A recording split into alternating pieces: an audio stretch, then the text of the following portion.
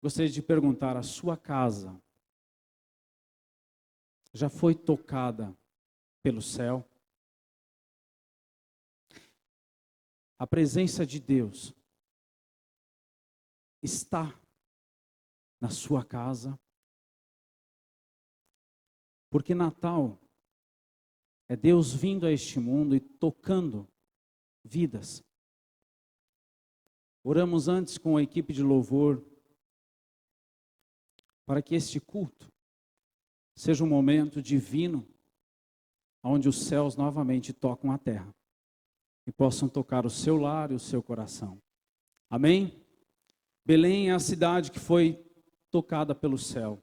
Se Jesus é de Nazaré, quero fazer uma pergunta aí para alguns. Se Jesus é de Nazaré, por que ele nasceu em Belém?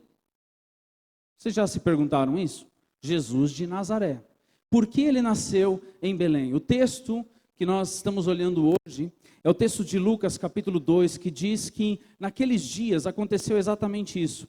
Naqueles dias César Augusto publicou um decreto ordenando o recenseamento de todo o Império Romano.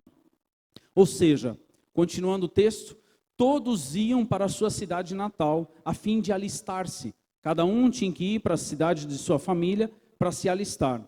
Assim, José, marido de Maria, que era da cidade de Belém, foi da cidade de Nazaré da Galileia para a Judéia, para Belém, cidade de Davi, porque pertencia à casa e à linhagem de Davi. Por isso, se nós olharmos no mapa hoje, nós vamos entender aquela história de Maria e José caminhando no burrinho, porque eles percorreram exatamente esse trajeto que está no mapa, de Nazaré até Jerusalém.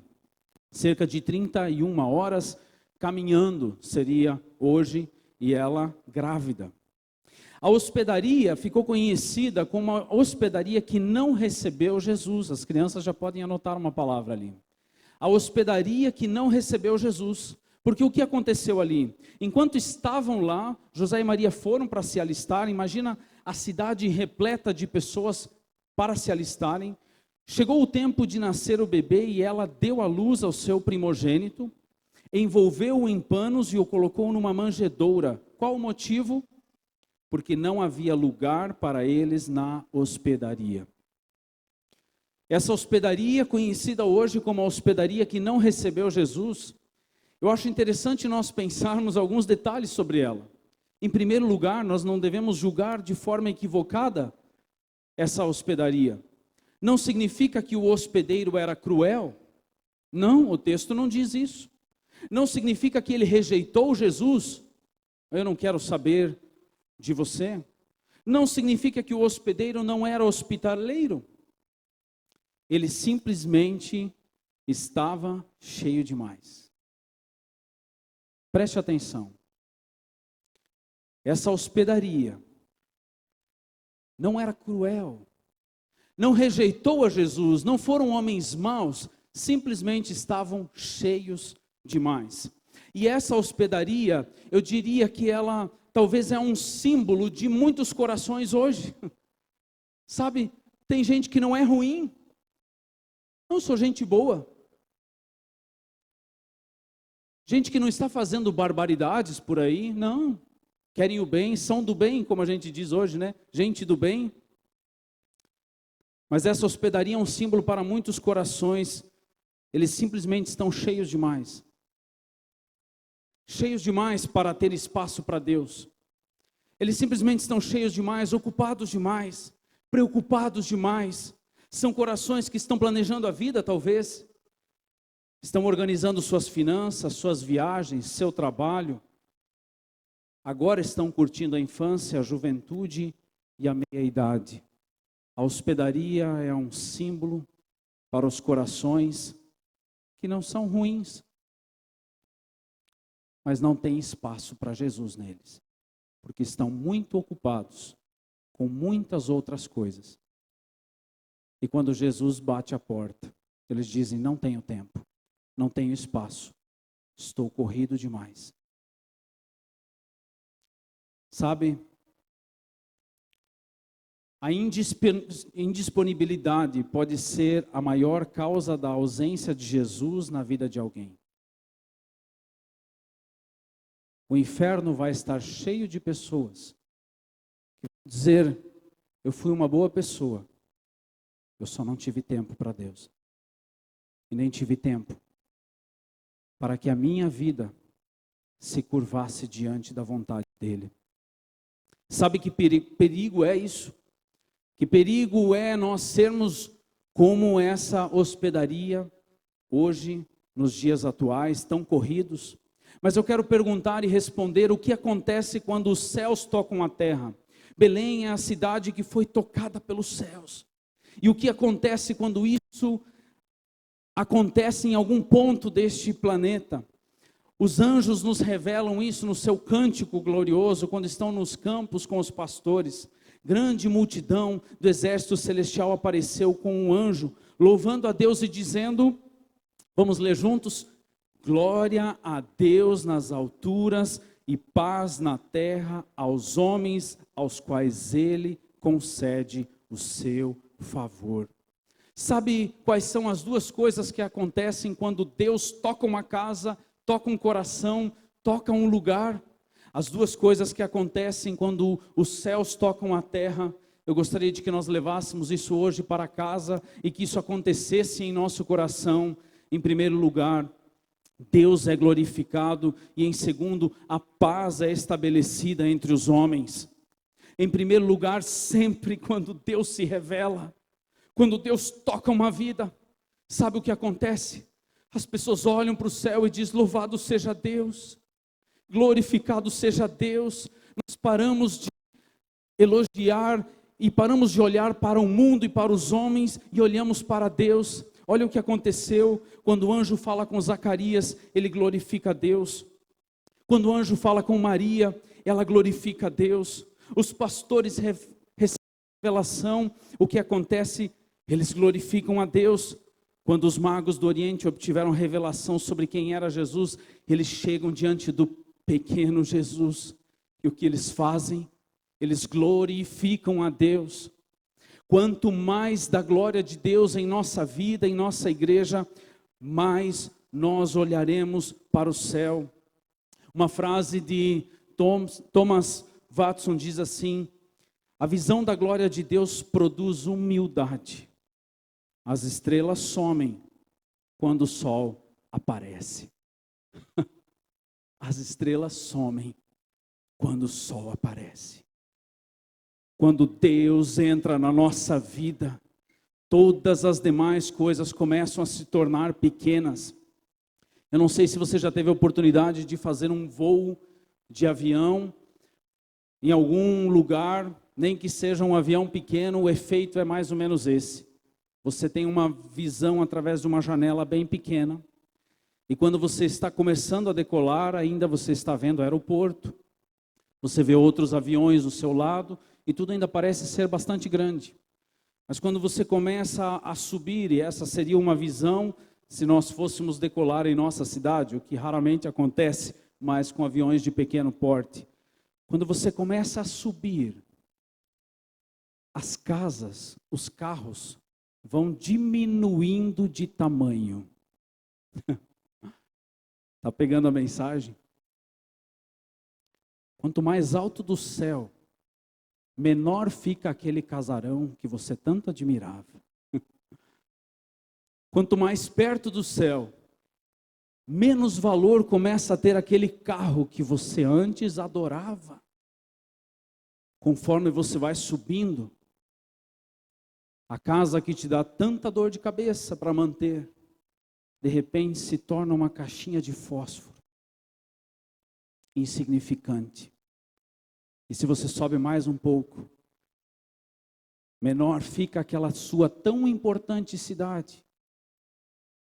E se você sobe mais um pouco, de repente parece que só Deus importa.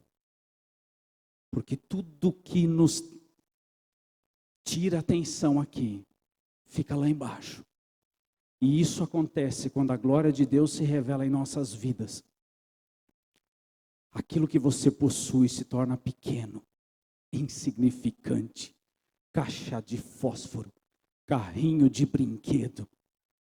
O que importa é a glória de Deus na minha casa.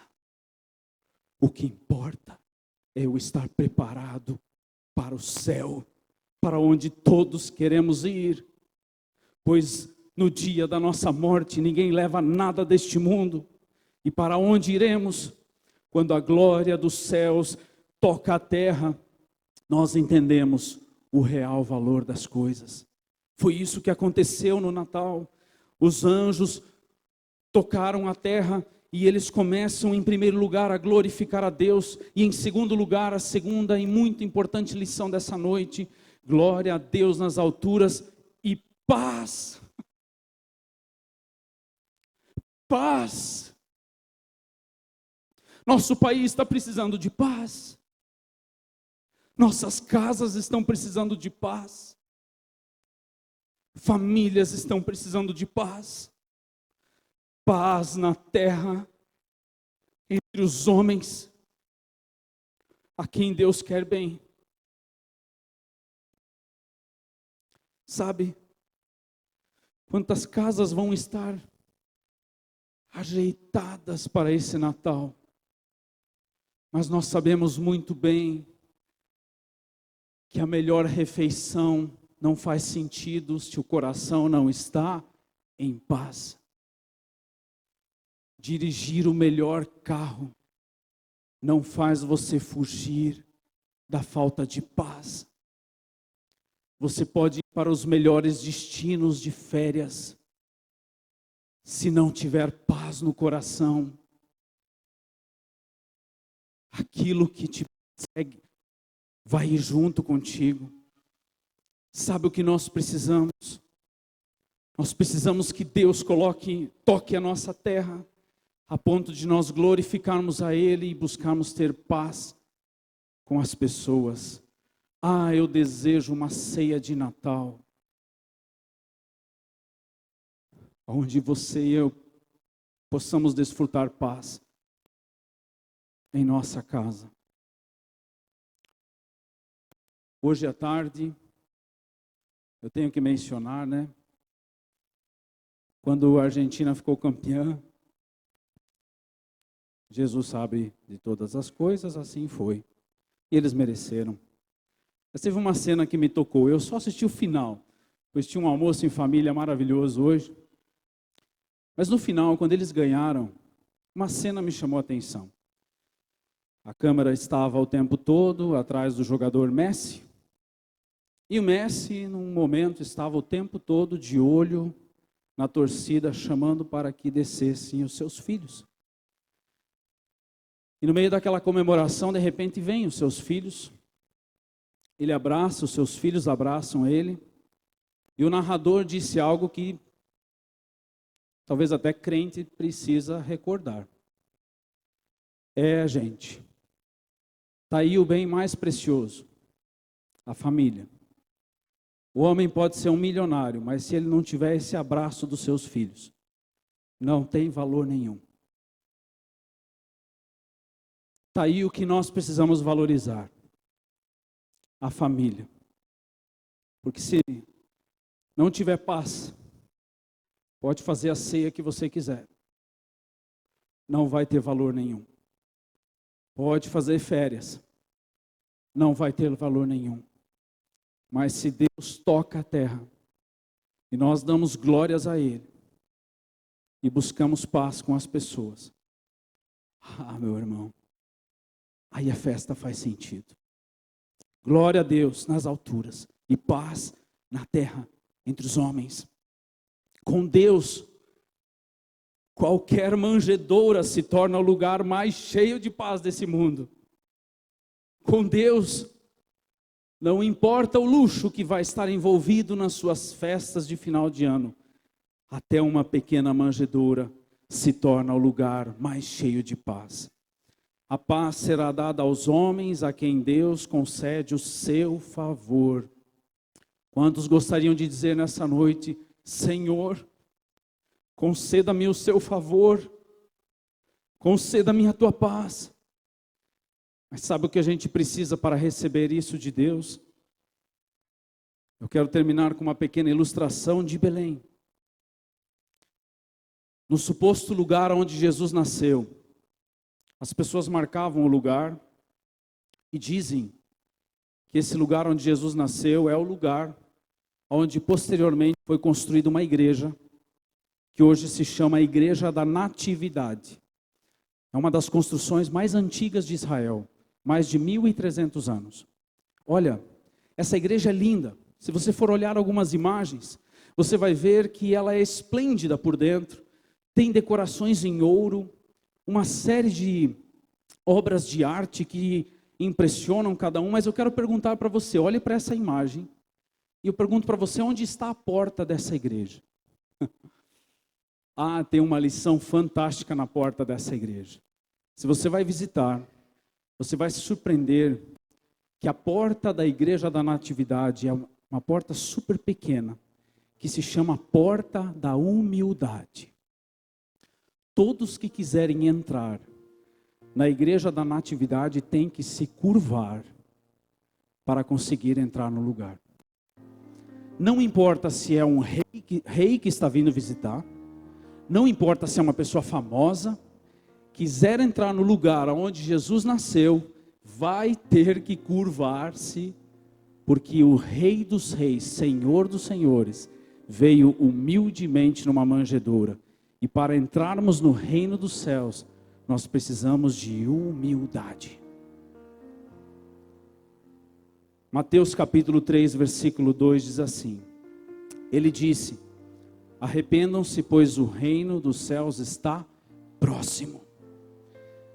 Será que a nossa casa não precisaria ter uma porta assim? Hoje nós temos portas grandes. Você já pensou que maravilha? Se de repente o marido volta para casa, não com o peito estufado, dizendo hoje eu fiz, agora eu quero que me sirvam. Voltasse, se curvasse e dissesse: Senhor, a ti toda a honra e toda a glória. Me dê paz com a minha esposa, com os meus filhos. Já pensou se a esposa entrasse assim em casa e dissesse: Senhor, eu me curvo diante da tua humildade.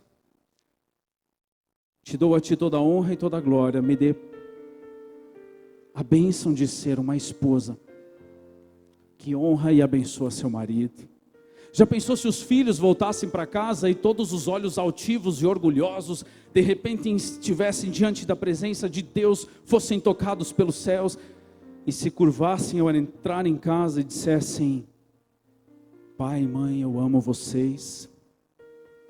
Meus irmãos, o reino de Deus está próximo e nós precisamos passar pela porta da humildade. Eu quero concluir hoje, eu quero pedir que os céus toquem a terra. Eu quero pedir que os céus toquem hoje o seu e o meu coração, para que nós possamos dizer: Deus, louvado seja o teu nome, conceda-nos paz entre os homens. Eu pedi para Deus como fazer isso, e eu senti algo no coração.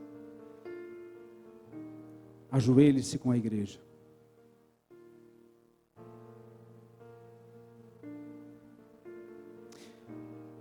Mas como nós vamos fazer isso coletivamente, eu quero deixar você bem livre se você não quiser. Mas eu quero dizer que existe um poder gigantesco esperando para mover a sua vida. E esse poder se chama Espírito Santo. Ele quer entrar em nossas casas, nos conceder a paz que Ele tanto deseja para nós. E se você quiser de coração se curvar diante de Deus e dizer: Senhor, eu preciso do teu perdão, da tua graça, conceda-me o teu favor e a tua paz. Se esse for um desejo sincero do teu coração, aí eu convido você a se ajoelhar comigo. E eu tenho certeza que os céus estão de olho nesse lugar. Vamos nos ajoelhar? Senhor, feche seus olhos, vamos falar com Deus. Antes disso, eu quero que você, neste momento, se imagine curvado diante de Deus e não diante de um banco. Enquanto nós vamos orar, eu quero que você se imagine que o seu coração seja transportado agora para o trono da graça de Deus. Gostaria de que você pudesse, com os olhos da fé, visualizar um Pai de amor, que neste momento quer colocar a sua mão sobre a sua cabeça e te abençoar com perdão e paz. Se este for o seu desejo, faça essa oração comigo. Senhor Jesus, hoje à noite, eu quero te pedir que entre em meu coração. Perdoe os meus pecados. Limpa o meu coração de toda falha. Escreva o meu nome, Senhor, no livro da vida. E me encha com a tua paz. Senhor Jesus, eu me curvo diante do Senhor para dizer que tu és o Rei dos Reis, o Senhor dos Senhores. E a partir de hoje, eu quero buscar orientação no Senhor.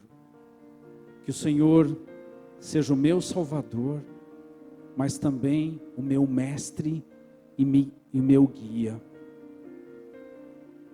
Em nome de Jesus, Pai, eu peço que abençoe a todos que neste momento de coração sincero curvam não somente os seus joelhos, mas também os seus corações, e conceda a todos nós